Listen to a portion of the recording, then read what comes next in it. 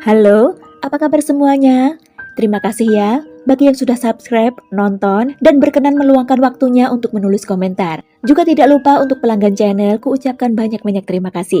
Semoga semua itu bisa menjadikanku lebih semangat lagi untuk menjadikan channel ini lebih baik lagi. Sekarang, kita langsung ke kisah kasus kita kali ini.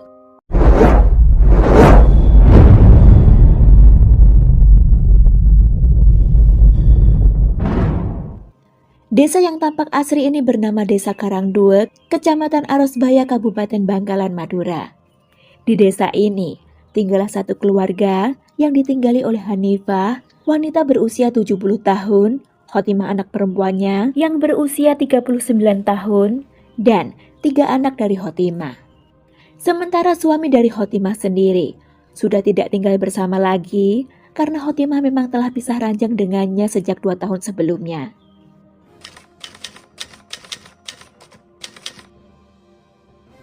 Bermula pada tahun 2020.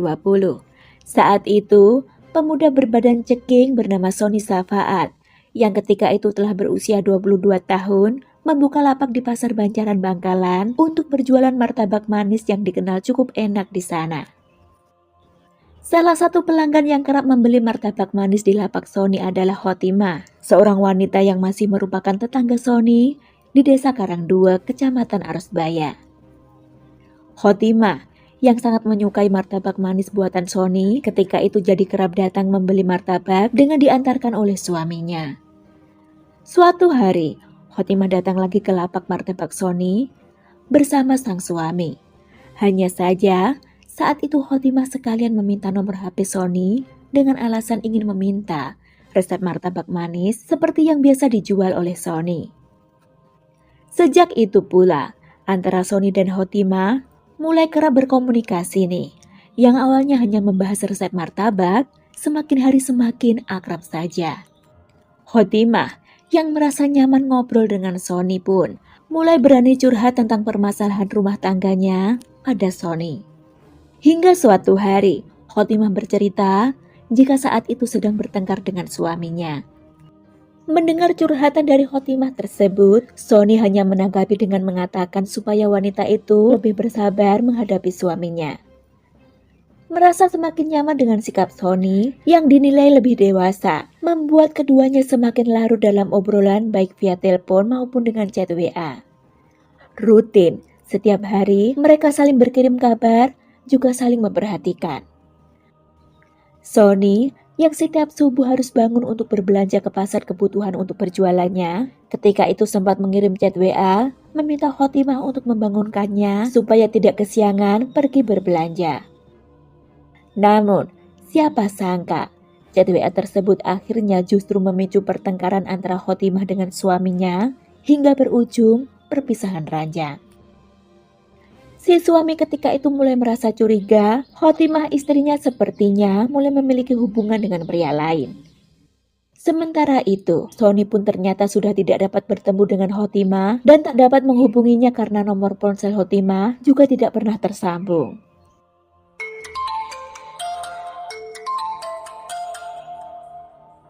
Awal 2021, tiba-tiba sebuah chat WA diterima Sony dari nomor tak dikenalnya.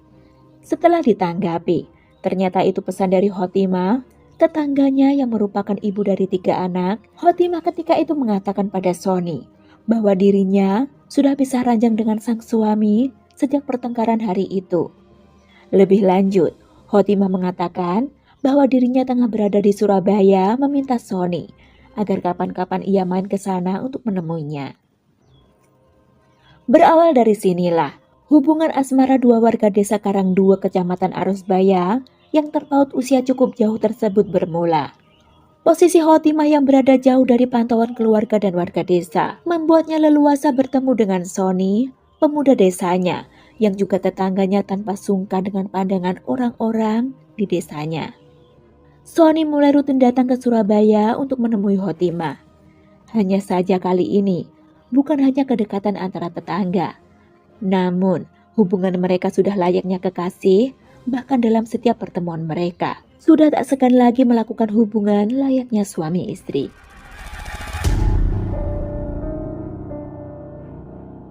Hubungan itu terus berlanjut, Hingga akhirnya Khotimah kembali pulang ke desanya di Karangduek, Arusbaya pada awal 2023. Tempat tinggal di desa yang kembali berdekatan membuat Khotimah maupun Sony harus berhati-hati agar tak menjadi gunjingan warga sekitar.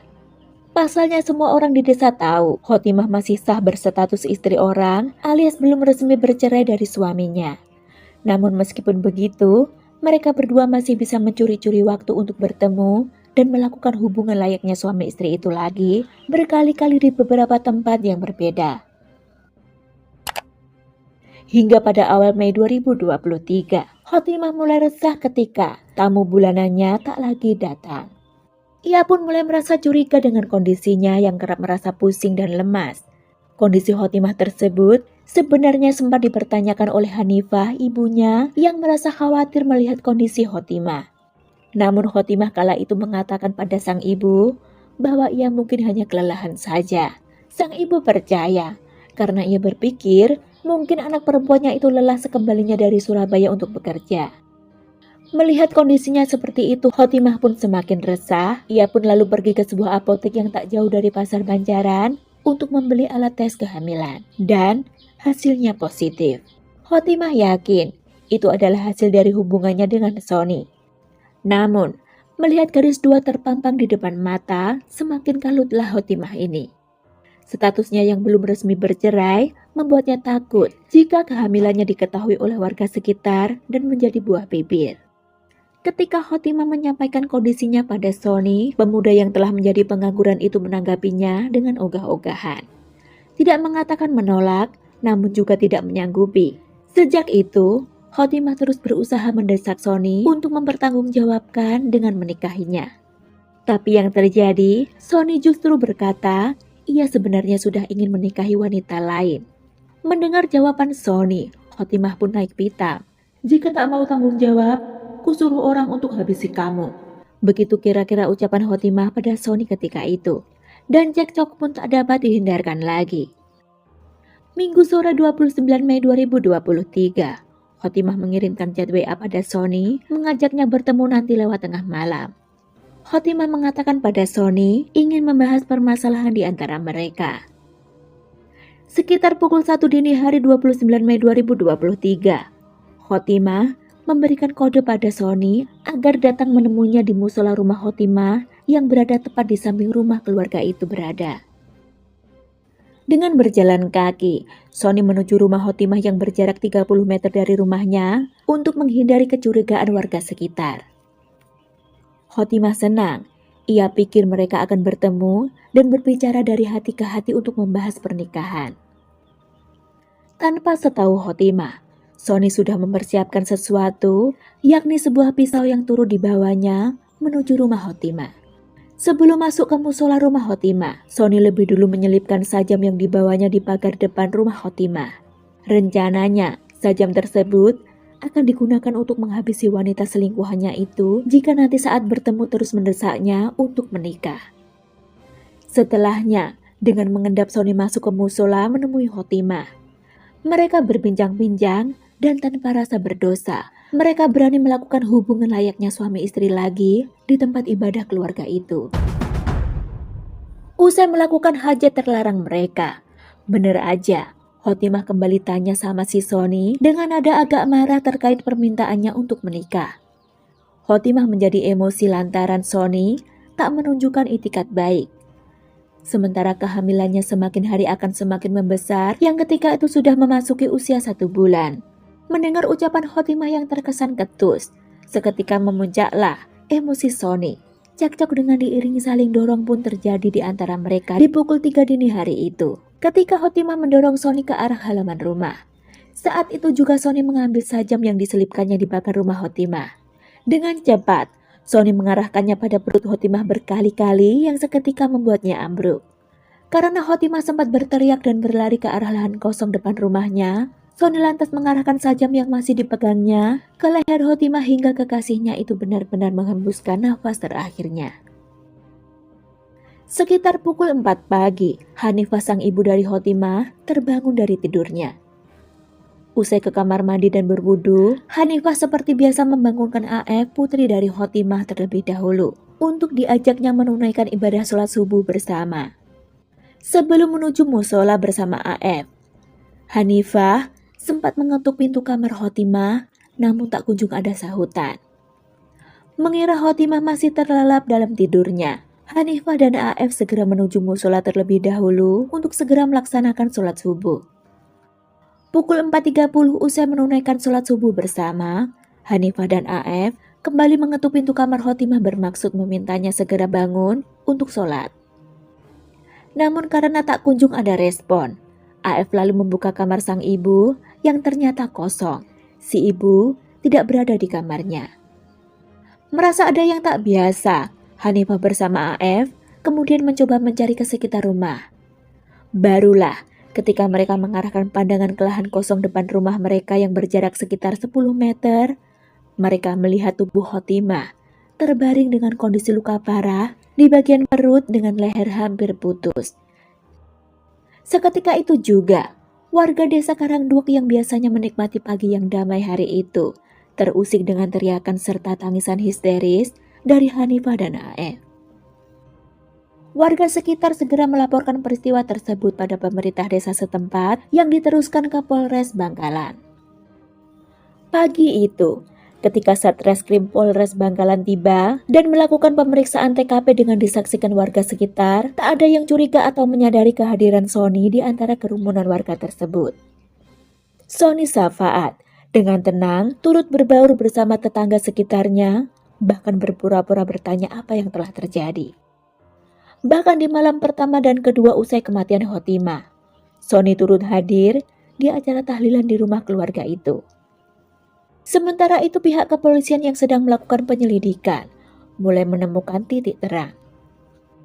Ponsel milik Khotimah yang awalnya menghilang dan sulit ditemukan, akhirnya berhasil terlacak dan ditemukan di semak-semak tak jauh dari TKP. Polisi menduga si pelaku telah dengan sengaja membuangnya sebagai upaya penghilangan barang bukti. Nah, ketika polisi memeriksa ponsel milik Khotimah inilah, dari riwayat panggilan dan riwayat chat di ponsel milik Khotimah itulah, mulai terungkap siapa tersangka pembunuhan terhadap wanita berusia 39 tahun tersebut. Dan ketika memasuki malam tahlilan yang ketiga, pada Rabu 31 Mei 2023, sore itu petugas Satreskrim Polres Bangkalan menuju ke rumah orang tua Sony Safaat yang hanya berjarak sekitar 30 meter dari rumah Khotimah. Di rumah orang tuanya itulah Sony ditangkap tanpa perlawanan, kemudian digelandang ke mobil petugas untuk dibawa ke kantor Polres Bangkalan. Penangkapan Sony Safaat ini tentu mengejutkan keluarga juga tetangga sekitarnya.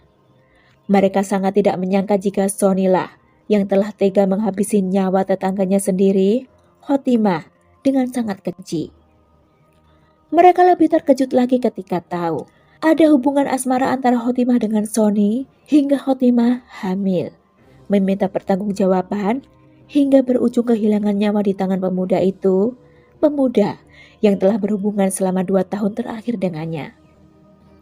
Dalam interogasinya, Sony, pemuda berbadan krempeng dengan wajah melas ini, mengakui semua perbuatannya serta mengaku telah menyiapkan sajam sebelum menemui Khotimah dini hari itu. Sony juga mengaku sudah sangat kesal selama 2 minggu terakhir, terus-terusan didesak oleh Khotimah untuk segera menikahinya. Sedangkan Sony sebenarnya sudah menyukai dan ingin menikahi wanita lain, bukan Khotimah. Karena itulah, saat pertemuan terakhir, ketika Khotimah kembali marah-marah sambil menyinggung terkait pertanggungjawaban atas kehamilannya, seketika itu juga, niat Sony yang sebelumnya sudah ada, akhirnya benar-benar dilakukannya. Kedua tahlil juga apa enggak? Tahlil lagi. Tahlil lagi. Tapi kamu perasaanmu gimana pada saat tahlil? Biasa aja, biar nggak ketahuan.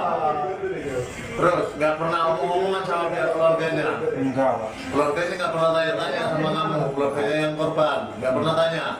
Enggak, diam aja. Tahu kalau kamu datang ke tahlilan? Tahu. Terus? Enggak. Bilang gimana? Nggak nyampaikan apa-apa? Sony Safaat, pemuda berusia 25 tahun ini, dijerat dengan pasal 340 KUHP tentang pembunuhan berencana dengan ancaman hukmat atau kurungan seumur hidup. Begitulah kisah kasus kita kali ini, Bologo. Terima kasih waktu kalian, semoga bisa kita ambil pembelajarannya. Jaga diri, see you.